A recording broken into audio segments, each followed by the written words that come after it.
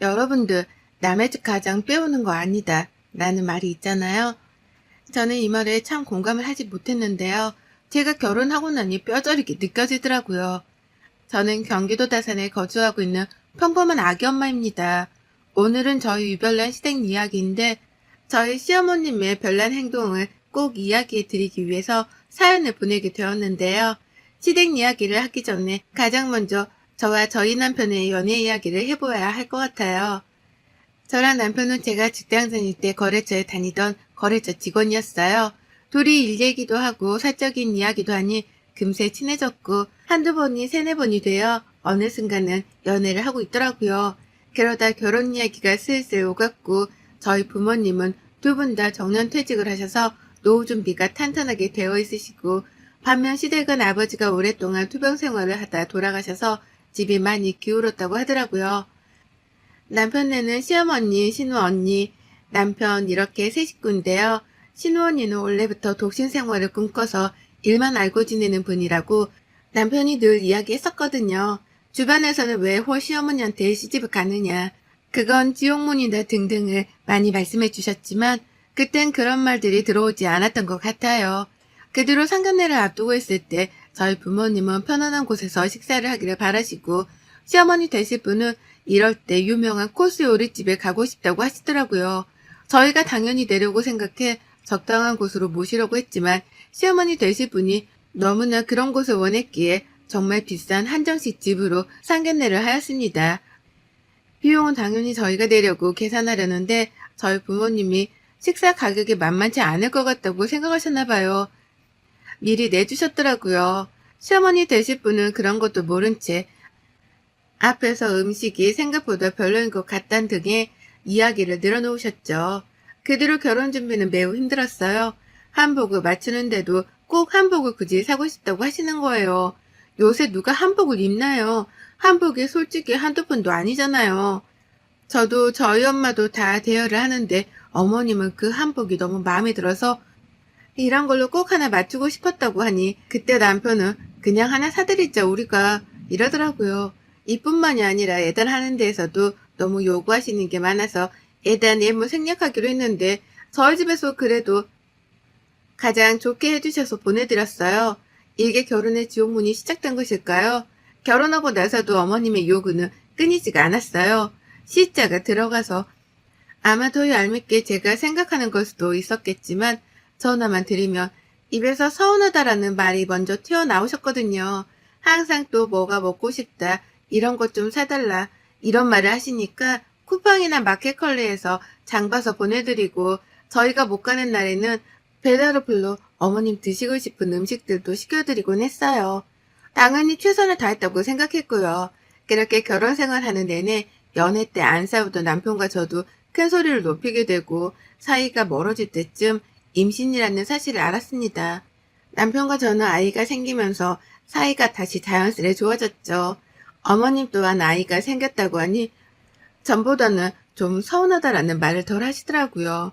그렇게 10개월을 만난 우리 아이는 정말 예쁘다라는 말로는 표현할 수 없을 정도로 너무 경이롭고 행복하더라고요. 몸은 힘들었지만 아이를 품에 안고 있으면 온 세상을 다 가진 기분이었습니다. 그러다 신생아 때 아이의 심장에 조그마한 구멍이 나 있는 것을 알았습니다. 정말 그때 세상에 태어나서 꺼이꺼이 울어본 것 같아요. 다행히도 심장의 구멍은 신생아 때 간혹 있는 일이라 자연스럽게 커가면서 다치기도 하는데 그렇지 못하면 그때는 수술을 해야 할 수도 있다고요. 그래서 육아휴직을 냈던 회사에서도 저희는 맞벌이를 해야 했지만 아이 건강을 위해서 제가 퇴사를 하였습니다. 10년 다닌 회사라 회사 사장님께서도 아이가 괜찮아지면 꼭 복귀하라고 말씀해 주셨고 감사하게도 저는 오래 다녔던 직장을 그만두었습니다. 그렇게 아이를 케어하는 일에만 몰두를 하였고 다행히도 아이는 많은 잔병치레 없이 잘 자라주고 있었어요. 그러다 어느 날 어머님께 전화가 왔더라고요. 받아보니 이번에 이사를 가야 하는데 요새 전셋값이 다 비싸다. 혹시 너 오래 다녔으니 퇴직금이 좀 되면 빌려달라고 하시는 거예요. 가족끼리 돈거래 안 하는 게 맞다고 생각한 저는 처음에는 어려울 것 같다고 했거든요. 근데 어머님이 저보고 너무 매정하다면서 갑자기 툭하니 전화를 끊으시더라고요. 그 뒤로 그날 저녁 남편이 어머니께 전화를 받았는지 우리가 아직 그렇게 큰돈 들어갈 곳이 없으니 엄마 먼저 빌려드리면 어떻겠냐고요.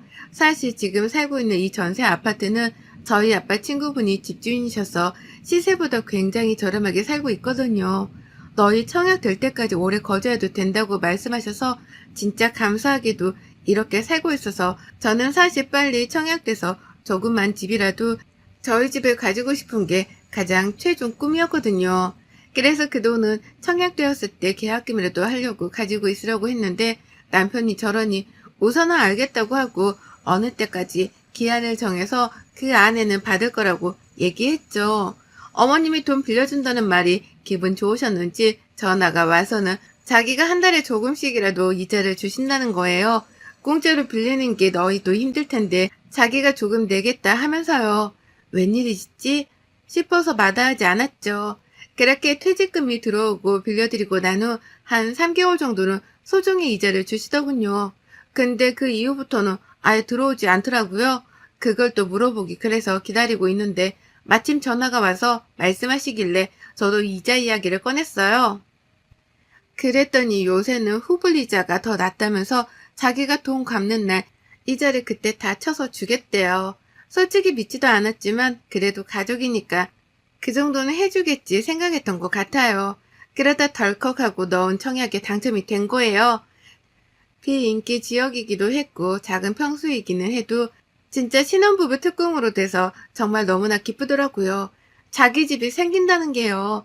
남편도 너무 좋아해서 계약금 입금하는 날만 기다리고 있었죠. 어머니께 빌려드린 돈도 기한도 거의 끝나서 이번에 저희가 청약이 돼서 그 돈으로 계약금을 내려고 한다. 언제쯤 줄 수 있냐 물어보니 조금만 기다리라고 곧 준다고 하시더군요. 알겠다고 하고 며칠 동안 아무리 기다려도 깜깜무소식인 거예요. 계약금 기한은 다가오는데 그래서 빨리 어머님께 전화도 드리고 찾아도 가보았어요. 그랬더니 찾아가서 돈 달라고 말씀드리니 하시는 말이 정말 가관이더군요. 자기를 꼭 나쁜 사람 만든다면서 어련히 줄 텐데 뭐 이렇게까지 쫓아왔냐면서 그러시길래 저희 사정 다 알지 않냐. 그나마 이제 집이라도 생겨서 이사 안 가고 살려고 하는데 그게 월급도 뻔하고 저도 일을 안 하고 목돈이 그거밖에 없다. 근데 계약금 안 내면 취소되니 돌려달라고 하니 갑자기 막 우시는 거예요. 자기도 뭐 안 주고 싶어 그런 것 같냐면서요. 또 그렇게 우시는데 막 달라고 하기 그래서 우선은 집에 와서 남편과 상의를 하는데 남편은 있는 돈이랑 부족한 돈은 신용대출 받아서 계약금을 내자고 하더군요. 지금 저희는 맞벌이도 아니고 외벌이로 사는데 대출까지 받아서 그 이자까지 내면 앞으로 어떻게 살겠어요. 중도금도 아무리 후불제라고 해도 대출을 받아야 하는 상황이라고 막 했죠. 그렇게 아무 소득 없이 이야기가 끝나고 도저히 안 될 것 같아 친정 부모님께 사정 설명을 드렸어요. 부모님이 도와주신다고 하셔서 계약금을 먼저 냈죠. 나중에 저희 여유 생기면 그때 천천히 줘도 되니 그럴 생각 말고 저랑 아기만 생각하라고 부모님은 늘 그러시거든요. 그럼 보통은 저도 시댁에서 이렇게 도움을 받으면 전화라도 드리고 찾아뵙고 감사하다고도 할 것 같거든요. 근데 남편은 저희 부모님이 노후 준비도 다 되어 있고 돈이 많아서 그런 건데 뭐 어떤 형식으로 나와요. 진짜 이때 남편은 남의 편이구나 느꼈던 것 같아요. 그렇게 계약금 소동이 끝이 나고 조만간 줄 것처럼 했던 제 퇴직금 이야기는 어머님은 아직 그 이야기를 꺼내지도 않으시더라고요. 남편에게 말해도 자기는 모른다 라고만 하고 너무 답답하잖아요. 받아야 될 때도 한참 지났거든요. 그렇게 시간이 좀 흐르고 어머님께 다시 한번 더 말씀드렸어요. 어머님 언제쯤 그 돈 받을 수 있을까요? 저도 친정 부모님께 빌려서 어느 정도라도 부모님께 드려야 해서요. 너희가 왜 이렇게 쪼는 거니 사람을? 어련히 줄까봐. 내가 무슨 사기꾼이냐? 들고 도망가게. 좀 기다려봐라. 어머님 그게 언제인데요. 그때도 주신다고 하셔놓고 계속 지금 미루고 계시잖아요. 아니 얘가 좀 기다려보라니까 내가 떼먹냐고 하면서 오히려 자기가 큰 소리를 치시더군요. 남편은 남편대로 엄마가 줄 거니 기다리라고 하고 너무 답답하잖아요. 그런 답답한 마음을 가지고 살고 있는데 그 주 주말에 친정에서 시댁에 가져다 주라고 과일 같은 거를 보내주셔서 남편이랑 아이랑 시댁으로 건너갔어요. 과일을 드리고 함께 깎아 먹고 있는데 부엌에 못 보던 차키가 있는 거예요. 그래서 제가 어머님 언니 오셨어요? 라고 물으니 아니 왜? 걔 지금 부산 출장 가 있어. 라고 하더라고요. 그럼 이거 차키 뭐예요? 라고 하니 갑자기 말을 더듬으면서 아 이거 친구가 잠깐 두고 간 거야. 뭐 차 나보고 필요하면 쓰라고 해서. 그래서 제가 아 네 이러고 말았죠. 그렇게 시댁에서 와서 곰곰이 생각해 보는데 왜 사람이 촉이란 게 있잖아요. 아무래도 어머님네 한번 다시 가봐야겠다고 하고 있다가 남편한테 잠깐 아이를 맡겨두고 시댁으로 급습했어요.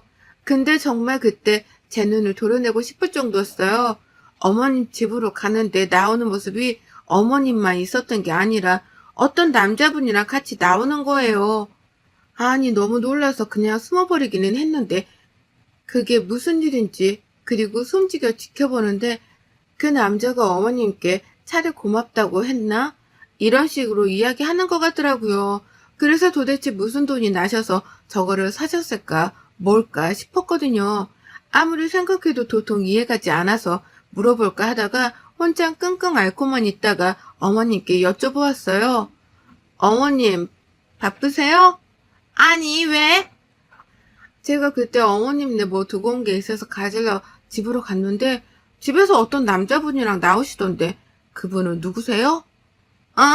누구? 나 맞아? 내가 남자랑 왜 있겠어? 아니 진짜 어머님이셨어요. 남자친구분은 아니시죠? 아니 무슨 남자친구야. 그냥 친구야 친구. 친구인데 차를 선물하세요? 어머님은 돈이 어디서 나서요?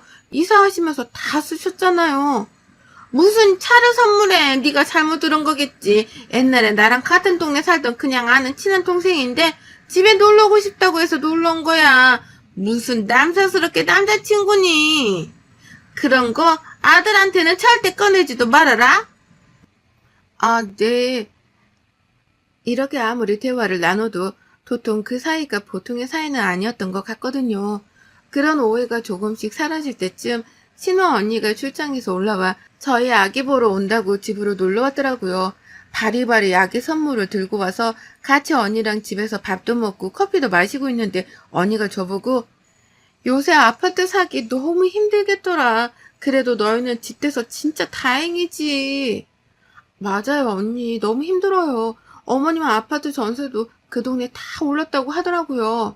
그러니까 그래서 엄마 전세에서 월세로 돌렸잖아. 내가 지금 월세 내주고 있는데 만만치 않더라. 보증금을 많이 내도 월세가 장난 아니야. 네? 월세요? 어머님 전세 아니세요?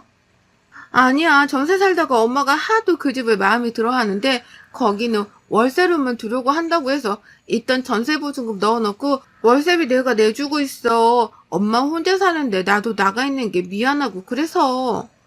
갑자기 언니 말을 듣는데 순간 머리가 멍해졌어요. 어머님이 분명 저에게 전세 가격이 올라서 그거 보태려고 돈을 빌려가셨다고 했는데 월세로 돌린 거면 제 돈은 어디로 간 건지 갑자기 머리가 새하얘지는 거예요. 언니, 저 어머님이 전세 가격 때문에 퇴직금 받은 거 좀 빌려달라고 하셔서 빌려드렸는데 지금 월세인지 저 몰랐어요. 라고 하니 언니가 아니 얼마나 빌려주냐고 왜 그런 큰일을 말 안 했냐고 하더라고요. 자기는 몰랐다고요. 그러면서 엄마가 도대체 그 돈이 어디에 필요해서 빌린 거냐고 자기가 분명 계약할 때 금액도 다 확인하고 월세도 꼬박꼬박 내주고 있다고 하면서요.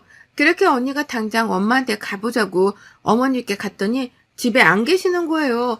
근데 언니가 막 옷장을 뒤지더라고요. 서랍장이요. 통장을 찾으려고 하셨던 것 같은데 언니가 옷장을 여는 순간 발견한 건 명품 옷부터 가방까지 쫘르르 있더라고요. 언니랑 저는 순간 너무 당황해서 어찌 해야 할지를 몰랐고 그때 어머님이 들어오셨는데 제가 지금까지 보던 어머님과는 180도 다른 모습이었어요. 화장도 거의 안 하시고 그런 분이셨는데 지금 어머님은 화장이 엄청 화려한 옷과 구두와 신발 액세서리를 하고 있으시더라고요. 심지어 어머님 뒤로 따라오던 사람이 더 충격적이었는데요. 제가 그때 본 그 남자더라고요. 어머님은 너무 놀라서 그 자리에 서 있고 그 남자라는 분은 누나 누구야? 이러고 있더군요. 순간 언니가 너무 화가 나서 지금 누구신데 저희 집에 들어오려고 해요? 라고 하니 자기가 누나 남자친구라고 했나? 그래서 언니가 당장 우선 나가라고 하고 그 남자는 보내고 어머님이랑 저랑 언니랑 셋이 앉았어요. 언니가 어머님께 정말 나지막한 목소리로 엄마, 이게 무슨 일이야?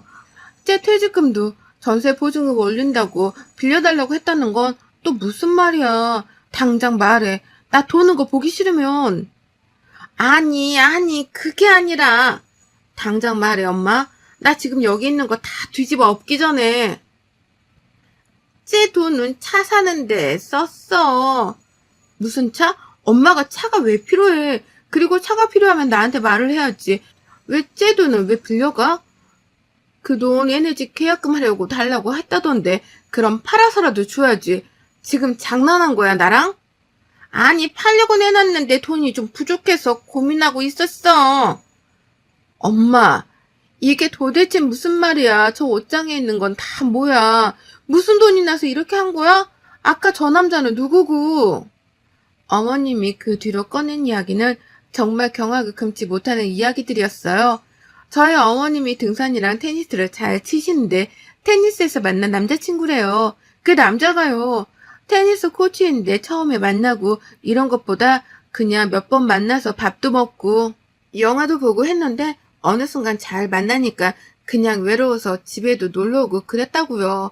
그리고 차는 그 남자애랑 데이트하려면 차가 필요하기도 하고 남자가 자기도 차가 있었으면 해서 같이 타고 다니려고 산 건데 그 남자애가 차값은 당연히 자기가 준다고 해서 먼저 낸 것뿐이라고요. 그리고 그 돈을 저한테 빌려서 그 차를 사신 거죠.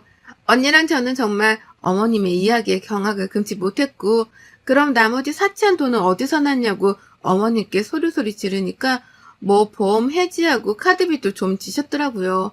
우선 그 차는 팔면 손해라 언니가 저에게 정말 미안하다면서 제 퇴직금은 돌려주셨어요. 됐다고 정말 됐다고 나중에 차 팔리고 받는다고 했는데 정말 미안하다면서 돈을 주시는 거예요. 그리고 나서 어머님은 결국엔 그 차를 다 파시고 그 남자분 만나려고 했던 사치용품들은 언니가 다 갖다가 환불할 수 있는 건 하고 다 팔았더라고요. 제가 또 못 받았지만 언니는 그래야 마음이 편할 것 같다고 다 정리하시더라고요. 그리고 어머님 집도 정리했어요. 언니랑 올해 어머님이랑 따로 떨어져 살아서 자기가 엄마가 어떻게 사는지도 모르고 자책을 많이 하셨어요. 엄마가 저렇게 망가지는지도 몰랐다고요. 어머님은 그 일이 있고 나서는 저한테 전화를 안 하세요. 남편은 자기 엄마가 그러기 전에는 엄마 불쌍한 사람이다. 네가 이해 좀 해줘라. 맨날 그딴 소리만 해대었는데 언니한테 그날 저녁에 한 대 맞았거든요. 그런 일이 있으면 자기한테 말하고 당연히 못 빌리게 또 빌렸으면 빨리 갚으라고 했어야지. 네가 뭔데 네 돈도 아닌데 엄마가 쓰라고 하게 놔두냐. 그게 사람이 할 짓이냐면서 너는 장인어른 장모님 부끄럽지도 않냐면서 자기는 이 사실을 알면 정말 우리 집안이 얼마나 콩가루라고 생각하시겠냐고 많이 혼나고 한 대 맞고 그랬어요. 남편은 집에 와서 무릎 꿇고 싹싹 빌더라고요. 자기가 생각이 짧았다고요. 솔직히 남편이 저렇게 할 때마다 이혼하고 싶은 생각이 굴뚝 같았는데 우리 아이 생각해서 참았거든요. 근데 언니가 저렇게 말해주니 당연한 건데도 참 고맙더라고요. 그 뒤로 어머님은 언니랑 다시 부산으로 내려가셨어요. 이번에는 부산에서 오랫동안 출장이 있어서 한 반년은 살아야 해서 거기에 월세로 얻고 잠깐 사신다고 하더라고요. 어머님은 가고 싶지 않아 했지만 언니가 벌써 집도 다 내놓고 빼라고 한 상태라 같이 억지로 가시는 것 같았습니다. 또 우울증도 약간 있어서 우울증 치료도 언니랑 받으러 다니러 간다고 하시더라고요. 그 이후에 언니한테 퇴직금을 돌려받은 돈은 받아서 부모님께 드렸어요. 근데 딱 반만 받고 나머지는 이사갈 때 보태서 쓰라고 하셔서 제 통장에 있네요. 어머님은 지금까지 언니나 남편이 모든 걸 해주니까 그게 맞다고 생각하시면서 사신 것 같은데 혼자 살면서 돈을 어떻게 쓸 줄도 모르고 또 기도 얇아져서 그러신 게 아닌가 싶어요. 좋게 말하면요. 그 남자는 나중에 자기는 사귄 것도 아니었다. 그냥 누나가 몇 번 만나자고 하길래 만난 것 뿐이다. 이랬나 봐요. 언니가 열불이 나서 차키랑 엄마한테 받은 거 다 내놓으라고 해서 가지고 왔다고 하더라고요. 근데 그 받은 물품이 다 고가여서 도대체 이 돈을 다 어디서 났나 싶었는데 그때 아버님이 오래전에 어머님 앞으로 뭐 연금보험 이런 걸 해두셨는데 그거 해지해서 쓰셨더라고요. 카드빚도 좀 있는데 그건 뭐 언니가 차차 갚는다고 해서 그렇게 마무리되었답니다. 또 한 번 가족 간에 절대 돈거래 하지 않는 게 좋다고 느끼는 사건들이었습니다. 물론 어머님도 외로우니 저랬겠지. 좋게 생각해보지만 사실 좋게 생각해야 할 만한 일들은 아니라서 저는 많이 잊고 살려고 하고 있어요. 돈도 다 돌려받기도 했고요. 남편은 그 뒤로 자기 엄마 얘기 찍소리도 안 하고 집에서 쭈구리처럼 살고 있어요. 제가 너무 화나서 각방수 자고 해 남편은 거실에서 자고 저는 방에서 아기랑 자거든요. 여러분들도 절대 가족들 간에 돈거래 하지 마세요. 저는 정말 잘 받은 케이스인데 진짜 못 받는 경우도 많다고 하더라고요. 조심, 또 조심하시길 바랄게요. 여러분의 생각은 댓글로 남겨주세요. 오늘 또 시청해 주셔서 정말 감사합니다.